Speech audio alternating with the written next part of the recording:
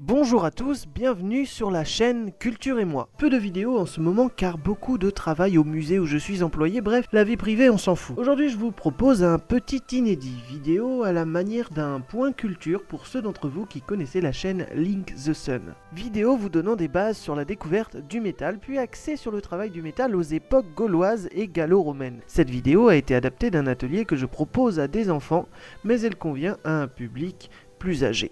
Allez, c'est parti, découvrons ensemble le monde merveilleux de la métallurgie. Do it. Try it. Do it. Try it. Do it. Les métaux aujourd'hui font partie de notre vie quotidienne. Ils sont des matériaux indispensables dans de nombreux domaines.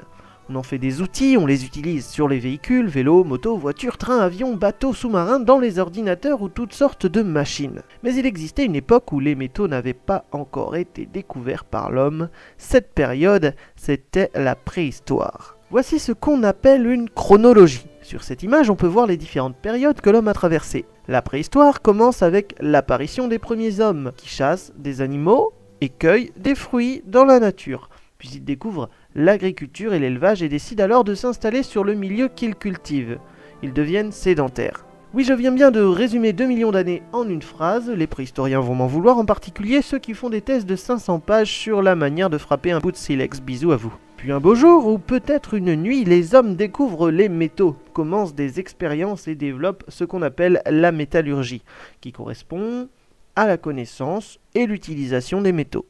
On se situe alors à la toute fin du néolithique, dernière période de la préhistoire, vers 3000 avant Jésus-Christ. Les dates que je vous présente concernent en particulier l'Europe et la France. Les découvertes n'apparaissent pas partout exactement au même moment. Vers 3000 avant Jésus-Christ, donc, on découvre un métal qui s'appelle le cuivre. Le cuivre, assez pratique, on peut en faire des bijoux, on peut même en faire de petites haches, toutes mignonnes. Le problème, c'est que ces haches, si on tente de couper un gros arbre avec, le métal risque de se tordre. Le cuivre n'est pas assez dur. Il convient pour des petites branches, quoi, mais pas pour des gros arbres. Puis on a découvert l'étain, on va dire à peu près au même moment, un métal, lui, encore plus mou. Vraiment un métal très mou qu'on peut tordre à la main. Les hommes ont essayé de le mélanger au cuivre et se sont rendus compte que cela formait un métal très dur qui permettait de faire des outils et des armes solides et aussi des bijoux. Ce mélange, cet alliage d'étain et de cuivre, on l'a appelé le bronze. Alors c'est comme une recette de cuisine, pour 100 g de bronze, il vous faut à peu près 80 g de cuivre et 20 g d'étain. Voilà. Après, ça varie, on peut passer sur du 90-10 grammes, voilà. Cette période a donc été appelée âge du bronze par les archéologues. Faut vous dire que l'or et l'argent, on commence aussi à les utiliser en même temps que le cuivre, l'étain, et donc le bronze.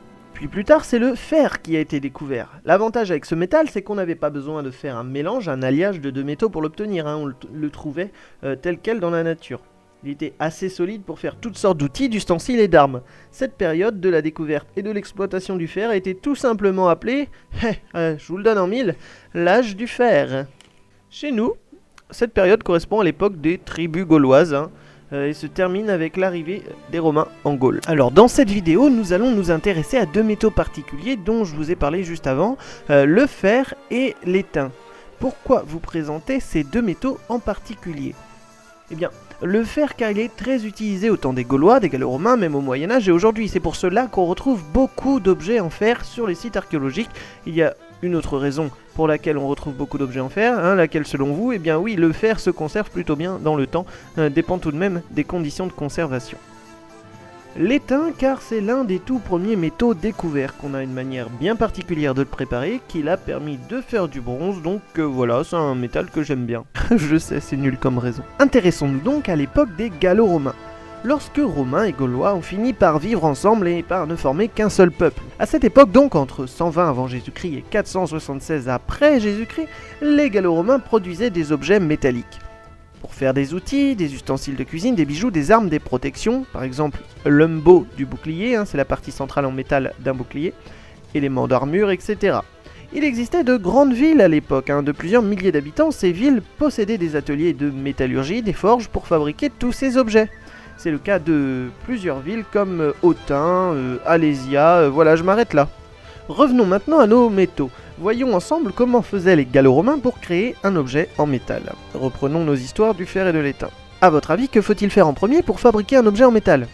Préparez vos outils, ok, mais surtout, trouvez la matière première. Voyons ensemble tout d'abord le cas du fer. Pensez-vous qu'on retrouve des morceaux de fer purs dans la nature, par terre, et qu'il nous suffit de les faire fondre pour ensuite en faire des objets? La réponse est non, le fer ne se retrouve pas pur dans la nature. Il est mélangé, fixé à d'autres éléments et forme avec eux ce qu'on appelle du minerai, le minerai de fer. Ce mélange s'est fait par les rivières qui ont transporté et assemblé ces éléments. Ces derniers, plus lourds que l'eau, se sont accumulés au fond des rivières. Quand on regarde un morceau de minerai, à première vue, cela ressemble à un caillou. Pourtant, ce minerai pourra être bientôt retiré du métal. On retrouve le minerai de fer, la plupart du temps sous forme de plaques, parfois à 1 mètre de profondeur ou plus profondément encore. De la même manière, l'étain ne se retrouve pas pur dans la nature. Il est lui aussi prisonnier d'un mélange avec d'autres éléments qu'on appelle cette fois le minerai d'étain. Pour en trouver, il faut savoir à l'avance à quoi il ressemble, et il peut avoir plusieurs formes et plusieurs couleurs. Cela peut aller du marron noir au blanc en passant par le rose. Là encore, le minerai a été transporté par l'écoulement des eaux, l'érosion, les rivières. On retrouve alors parfois de longues bandes de minerai d'étain. Ces bandes, on les appelle des filons. Son avantage, c'est qu'ils fondent à 231,9 degrés Celsius, alors que le fer, lui, ne fond qu'à partir de 1500 degrés environ. Pour le faire, lorsqu'on a trouvé une plaque de minerai, on va en récupérer le plus possible en la cassant en petits morceaux pour pouvoir la transporter. Il arrive même que lorsque l'on trouve un gros filon, on creuse une mine. Les Gallo-Romains avaient des mines. Même chose pour l'étain. Alors une fois qu'on a notre minerai, c'est bien joli, il va falloir retirer le métal qui se trouve à l'intérieur. Prenons le minerai de fer. Vient une étape importante pour extraire le fer du minerai. Cette opération va permettre de séparer les impuretés du fer quasiment pur. Pour cela, les Gallo-Romains avaient besoin de ce qu'on appelle un bas-fourneau. Le bas-fourneau est une sorte de four construit en terre. Un trou est fait à la base et 2 autres sur les côtés pour laisser entrer l'air, donc l'oxygène. Les Gallo-Romains déposaient des couches successives de minerai et de charbon. Une couche de minerai de fer, une couche de charbon, etc. On met le feu et on laisse monter la température. Le but, c'est de faire fondre tout ce qui entoure le fer dans le minerai. Le fer, en effet, lui, ne fond qu'à 1500 degrés. Tout le reste va fondre avant lui. Cela va permettre de séparer le fer du reste. On refait cela plusieurs fois pour avoir le fer le plus pur possible. Le morceau de fer récupéré à l'intérieur du four s'appelle la loupe de fer. Pour l'étain, on utilise la même technique, mais cette fois, c'est l'étain qui va fondre en premier par rapport au reste du minerai. L'étain fond, je vous le rappelle, à 231,9 degrés Celsius. On fait alors chauffer le minerai jusqu'à environ 1130 degrés pour ramollir l'intégralité du minerai. Et de celui-ci va sortir l'étain qui va tomber en bas du four. Ces bas-fourneaux sont souvent retrouvés près des mines pour transformer directement le minerai avant de l'envoyer dans les ateliers qui sont, eux, dans les villes. Vient une autre étape que l'on pratique seulement sur le fer, qui est le raffinage. Pour l'étain, on n'en a pas besoin. On chauffe une nouvelle fois le fer à environ 800 degrés et on le frappe avec un marteau pour enlever les dernières impuretés. On en profite aussi pour donner une forme au morceau de fer. On peut lui donner une forme de cube, une forme de barre. Enfin, on arrive à l'étape où l'on fabrique l'objet, où on le façonne. Les objets sont façonnés dans les villes, dans des ateliers. Les gens qui travaillent dans ces ateliers sont parfois spécialistes d'un métal en particulier. La personne qui s'occupe du fer, par exemple, c'est le forgeron. Celui qui s'occupe du bronze, c'est le bronzier. L'étain, c'est l'étainier. Le cuivre, c'est pas le cuivrier, non, c'est le dinandier ou le chaudronnier. Parce qu'on faisait des chaudrons en cuivre, voilà. Mais il faut vous dire qu'à l'époque, quand on sait travailler un métal, souvent, on sait travailler plusieurs métaux à la fois. Alésia est un bon exemple pour se rendre compte de l'organisation des villes des Gallo-Romains, bien qu'il nous faille beaucoup d'exemples avant de pouvoir faire des généralités, en sachant que ces généralités sont des hypothèses. Donc voici la ville d'Alésia, en Bourgogne. Aujourd'hui, la ville s'appelle Alise-Sainte-Reine. Vous voyez qu'il n'y a pas eu énormément de modifications dans le nom en 2000 ans. La ville est importante et on compte 17 ateliers pour travailler les métaux.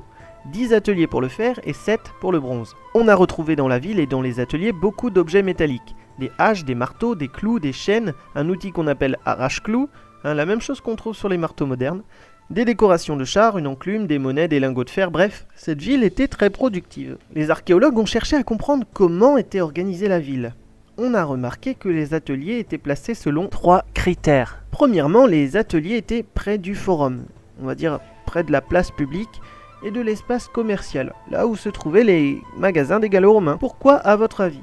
Eh bien, pour ne pas avoir à transporter les objets trop loin pour pouvoir les vendre, c'est l'hypothèse. Deuxièmement, les ateliers étaient près de la route principale qui traversait la ville. Pourquoi ? Pour se faire peut-être amener facilement la matière première, pour pouvoir aussi exporter et transporter facilement vers l'extérieur les produits. Enfin, troisièmement, les ateliers étaient tout de même séparés des autres bâtiments de plusieurs mètres.